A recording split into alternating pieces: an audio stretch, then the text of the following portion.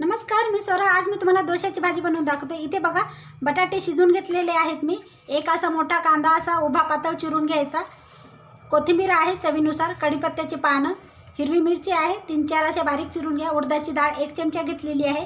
अर्धा चमचा मोहरी, हिंग लागेल थोडंसं चिमूटभर, हळद, चवीनुसार मीठ. आणि इथे मी बटाट्याची स्लाइस अशी छोटे छोटे करून घेणार नाही. बटाटे मी मॅश करूनच वापरणार आहे भाजीमध्ये. बघा, आता या ठिकाणी पॅन ठेवलेला आहे. आता त्यामध्ये तेल गरम झालेलं आहे. आता त्यामध्ये मोहरी, त्यानंतर कढीपत्त्याची पानं, हिंग, उडदाची डाळ. आता या ठिकाणी डाळ थोडीशी अशी ब्राऊन झाली पाहिजे. आता डाळ हे ब्राऊन झालेली आहे. नंतर कांदा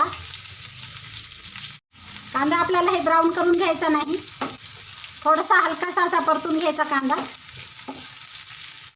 हिरवी मिरची, हळद. आता यामध्ये थोडं पाणी टाकून घेते मी.